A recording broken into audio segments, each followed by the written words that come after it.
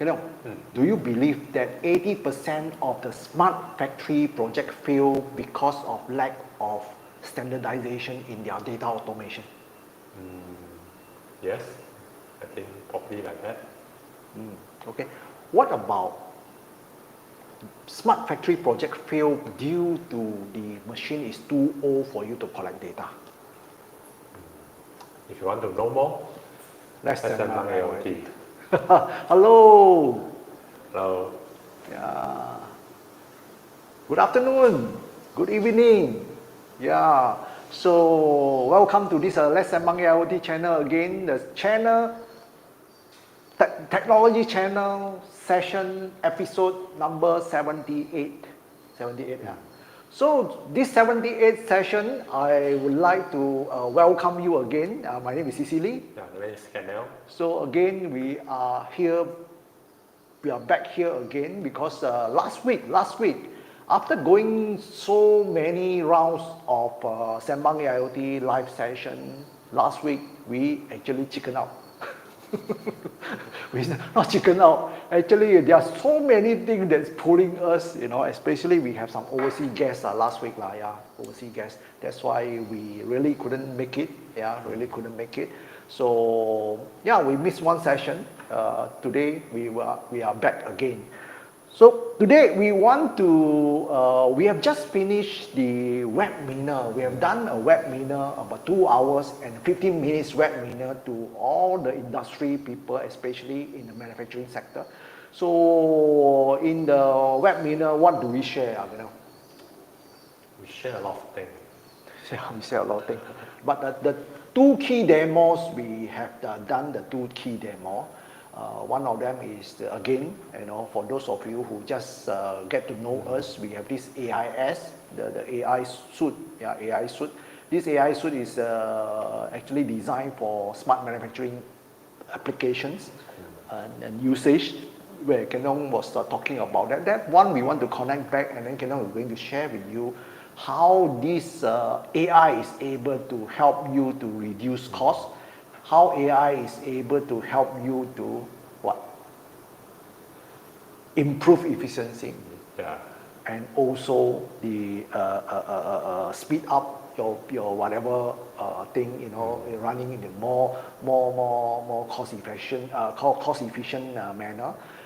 Plus, very important thing is reduce wastage. Yeah, that was the thing that we were talking about for many times, for many sessions, if let's say you were watching us. So of course, just now I just mentioned about the data automation. Yeah, data automation thing has been heard many times in the old days. During the IR 3.0 time, we were talking about data automation. Yeah, data automation, because I think during that time, the before coming to 4.0, people already thinking about this 4.0. Yeah, so data automation become very, very important. So in this part, what is your view about this data automation? Overall, let's say for manufacturing, do you think all of the manufacturer or all of the IoT implementer or smart manufacturing implementer know about this data automation? I think until today, it's still a lot of factory that's still using manual way to do the data collection. Okay, so manual way we don't talk manual way. Of course, manual has its own manual way of data automation. Yeah, so it's very manual. But in a way, you can say it's automation. They use a human to transfer this thing is still part of the automation. Yeah. But what I'm talking about this data automation is more of data pool or data management. Yeah, or we call it maybe a data broker. That kind of automation that we are talking about. Because I think, during the 3.0, IR 3.0, a lot of people are jumping in to do automation.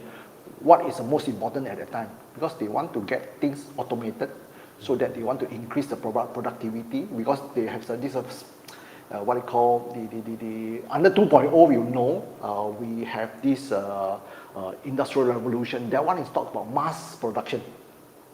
So how can computer or how can these electronics or computer system improve the automation during that time? So many of them jump into automation, get this part up, with this automation by a computer system, and then they are likely not to consider how data flow. Actually, they just want to get the automation done during that time. So that is why when we go back to this manufacturing sector again, you talk to them, they actually have this part of lacking, so they don't have so much, they didn't consider so much about data, the data automation part. But I'm not saying all of them, some of them are doing very well, of course, but I think that key thing is important. So in handling this data automation, there is such a thing called UNS, Unified Namespace. Unified Namespace. So maybe Kenan, you want to explain a little bit of a unified namespace. How can the structure be? What kind of structure that the user is making use of this UNS? Okay. So for the unified namespace, actually, for every factory, they have their own way to implementation, and there is no formula or standard ways or standardization on how you're going to design this one. It depends on your company structure or architecture, but we have some guideline for you. Usually, we will start with the location, the location of your company, and then if you have multiple plant, which plant, and then which floor, and then which production line. Yeah, and then we only go to the which production line. Which production line, and then under the which production line, which PLC. Yes. Or maybe which I/O modules, or which sensors. Yes. Which sensors. So you can sensor number from the back end or to the front end, or front end to the back end, which side. So it's a kind of structure. Yeah, it's a kind of structure. And only go to the parameter that you want to monitor.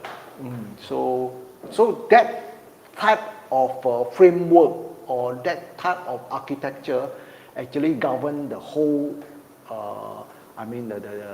the whole concept of how data is being placed, so that you are able to track at any point of time with the right authority. You are able to access to the very deep level of the online or real-time data, something like that.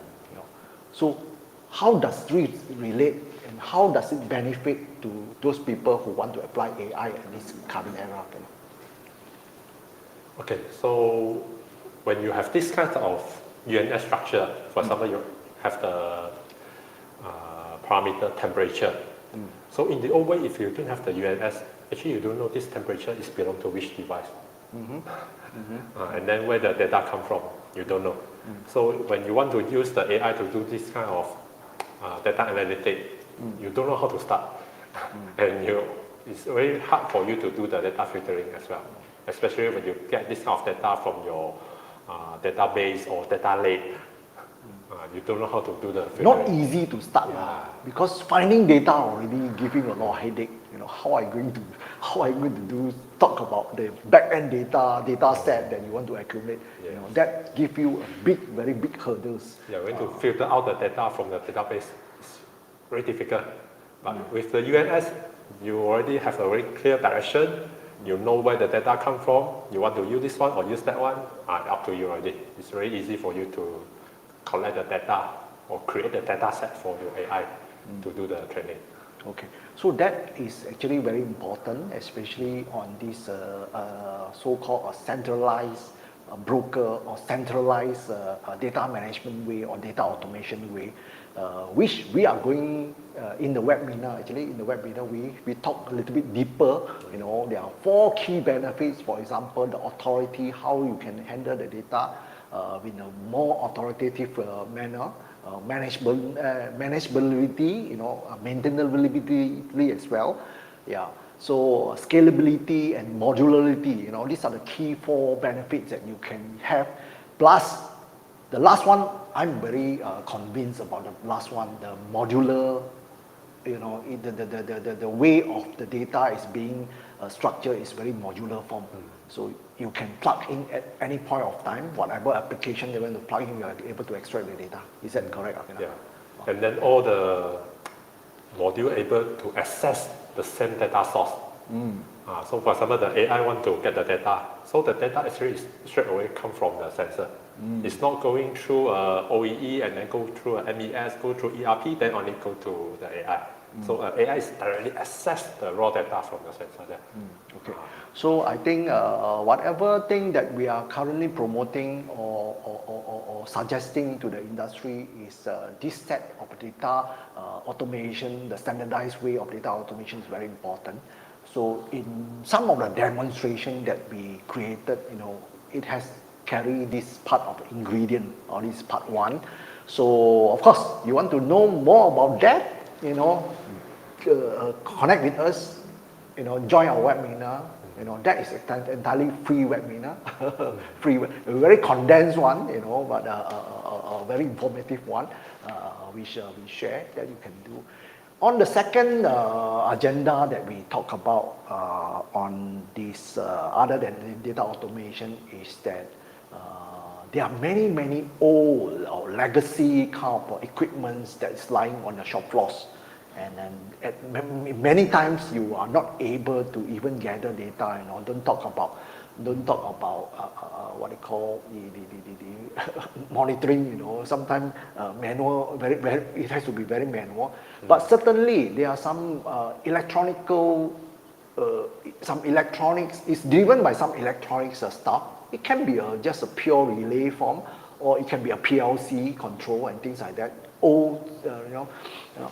So for that part, is another challenge. Especially, in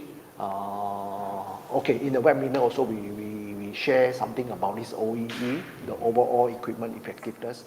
This one is, I think, is known by all the manufacturers. Most of you already have.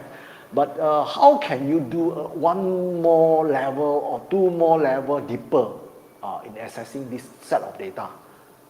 So this set of data sometimes is not available, on the outside. Maybe OEE, you say, you want to do counting, some cycle time you can track, but on the detail, why is this machine down, that you don't know. So that set is another challenge. Because in today's world, and the industry is very competitive. In order to have very outstanding or to stay a very competitive manner, you have to do more optimization. To do more optimization. So that part actually we were talking about that. In fact, during one of the sessions that we talked to a customer, they have this set of equipments that they want to track from one point to the other point, and from this point to another point again. They are using some kind of encoder to check the traveling place, the traveling distance or placement. So actually, for us, if by right, classically or conventionally, we usually use those sensors like encoders and so on to do that part. That one is definitely okay. But problem is, you face the problem of wiring issue. When the place is too long, when your operation is already set up, sometimes wireless is this kind of wiring is a problem. So, we also talk about some wireless sensing. Plus, there is one thing that right now what you can do is that part I think relate to Kian Leong is going to talk about that. That is on the AI, computer vision AI, where you can track the event. For example, just now when you use the sensors to track from one place to the other place, by putting a camera, you can train the AI to check at which point they are. Can we do that? Yeah. Okay. So at certain stage, you can do that. This set of data is able to pipe back onto the centralized broker that we were talking about. that can be one of the very effective and very non-intrusive way of data acquisition, which give you a lot of this it's easy to get lah, yeah. So it's very easy, and then it's very cheap way to do that, you know, because you need more data right now. A lot of way you have to use, yeah. So you can compare, you know, with this AI and with this standard IoT or with the electronics way, which one is the most cost-efficient manner to gather the data. Okay, having said about these two parts, you know, if you are interested, you can connect with us. We do have a webinar running in the upcoming, so you can also connect with us. You can learn that part of the thing. So, Kenneth would like to share more about some AI. You know, you also talk about some AI just now. Maybe you can just share with the audience about that part. Yeah. So you want to share the slide? Yeah. Okay. Okay. Kenneth has got the slide here. So actually, just now during the webinar, we are talking about the defect detection in manufacturing. So actually, in this slide, so the left-hand side is showing the traditional way of doing the defect detection, where we use a human inspector to do the checking, everything done by manually, and sometimes can equip with some sensor to help the worker to do the things. For example, when they want to do some inspection on a very tiny defect, so they need some microscope to enlarge the image. But this kind of method sometimes is very slow because it's using human, and then there's a lot of error, the human error. When the human gets tired, it will produce a lot of error. So using AI is a better way to solve this kind of issue, because the AI, it won't get tired, and then as long as you have a very high accuracy AI model, it can give you a very good accuracy. And then for the performance, is related to the hardware capability. You use a high-end hardware, a high-end computer, of course you will get a very high performance in terms of the speed. So the accuracy is affected by the AI model.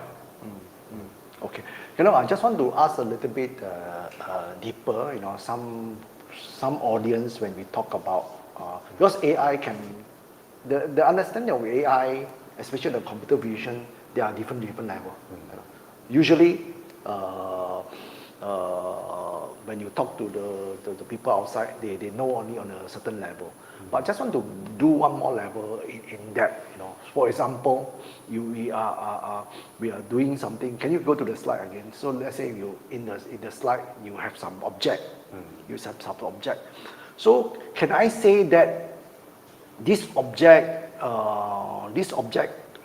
let's say you are using some model to do, like usually we use a SSD mobile NAND and to do that.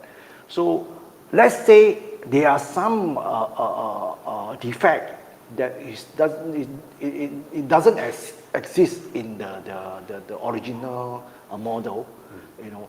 So how does this part able to be, you know, to be trained to learn that sort of defect?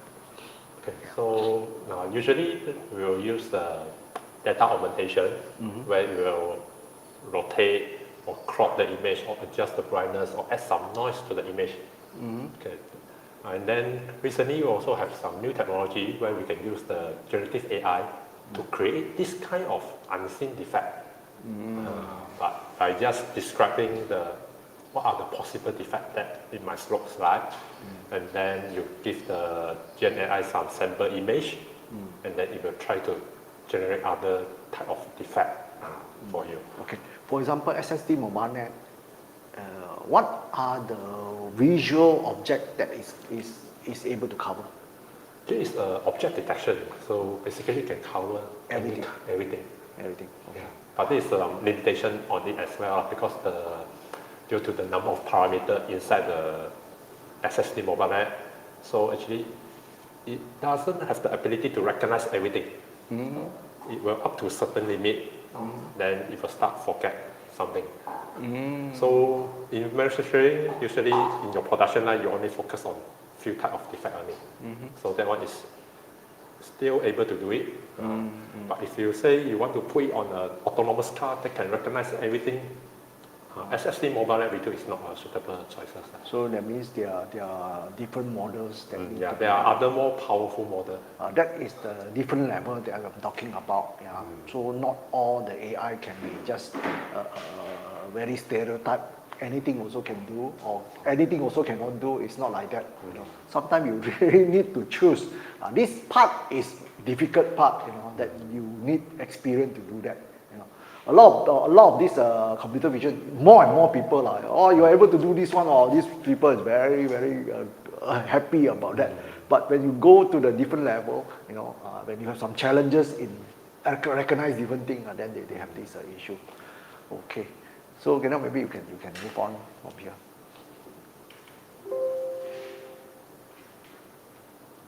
Yeah, we move to the next slide.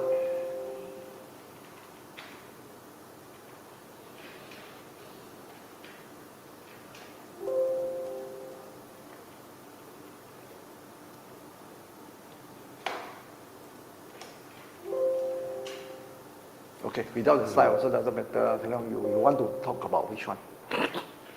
Okay, so I think for the next one is should cover the AI, machine learning, and the deep learning. Oh, okay. So, so the slide is not able to come up. So maybe you can describe. Doesn't matter. Okay. Yeah. Actually, the story is like that. Concept of AI started at 1950 something. They already have this kind of idea. They want to use the computer to do some automation. So that's where the AI started. But at that time, the computing power is not very good, and then it's very slow also. Sometimes I think human can do faster than computer at that time. So that's why at that time they only have some theoretical idea, but not able to put into the application yet. So until 1980 something, and I think you can skip this one. Yeah, this one. Yeah. Okay. So 1980 something, the machine learning started.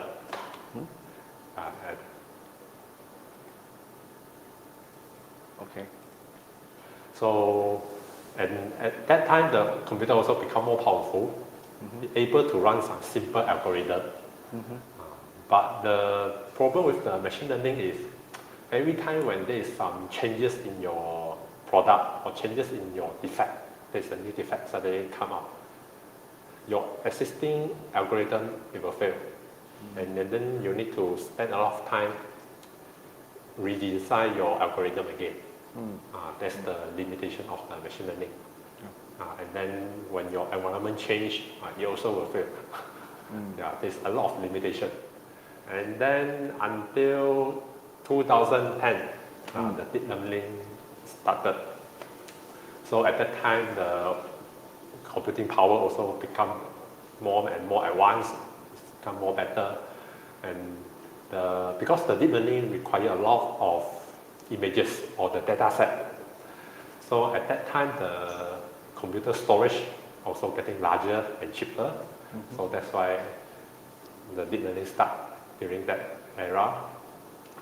And the capability of the deep learning is also outperformed than the machine learning, because the way the deep learning perform is it try to mimic how the human think, how the human able to identify there's a defect on the product. Because we look at the product, we will scan through the product, and then we try to find out what are the pattern or the features of the defect. So same thing the deep learning do. They also will scan through the image and then try to find out where are the features of the defect on the product.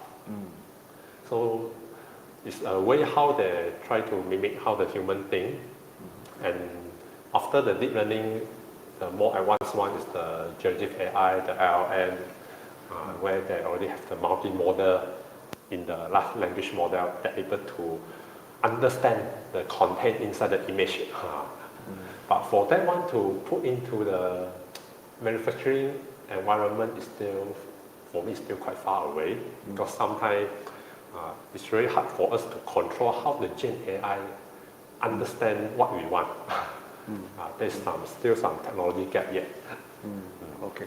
So because just now you mentioned about Gen AI, basically Gen AI is, first thing is a bit too new in terms of their usage. Yeah. So there is no proper way of standard way of using that to be more predictable way to do things. Yeah, and it also consume more computing power compared to the conventional. Not worth lah. You haven't find the optimized approach yet. Maybe not so much on the optimized approach yet. So okay.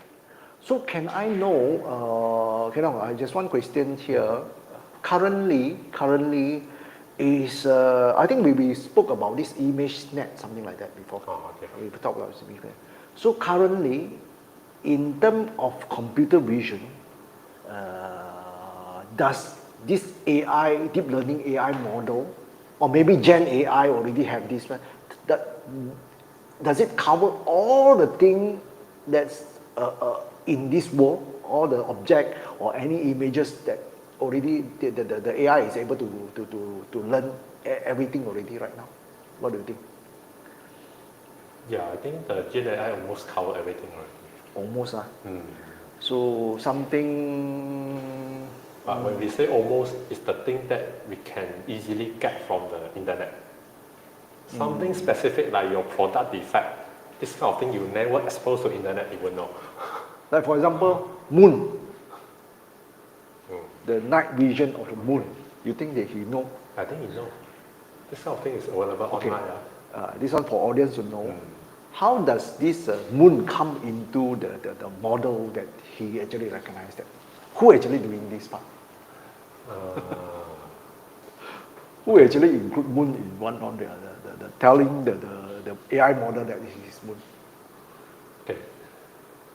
So one of the way is actually when they train, for example, train the ChatGPT. So they will use the Google image.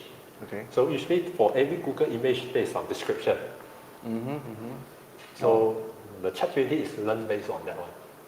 Oh, okay. They use the description. So that is Gen AI part. What about normal computer vision one? Those people who build this model. Is this a model of also so-called a fundamental model of like what large language model have in a computer vision mode? Computer vision, we don't call it foundation model. We don't have the concept of fundamental model. Okay. That one is when the large language model exists, then only come out with the term fundamental model. Oh, okay. So in the computer vision, what do they call? Okay, you want to detect object, it's called object detection model. So which are the object detection model that is available right now? Right now, the one still ongoing is the YOLO. New YOLO V11 already. Oh, this is one of them. Yeah, I think the rest, most of them already stopped develop. A lot of them already stopped develop. Okay. Only the YOLO still keep on going. Okay. So, okay. That part, we move on. Do you have any more, any other thing? Yeah, we can move to the next part. Yeah, so this one is the workflow. So when you want to train a new model, want to deploy an AI model, these are the 4 steps you need to go through. So the first one is the image capture. You need to collect the data set. And then second is the labeling. You need to label your data set. So this one is the supervised learning. And then number 3 is the training. So you start train the AI model. And then the last one is the inference, where you deploy your AI model in the real world scenario. Okay.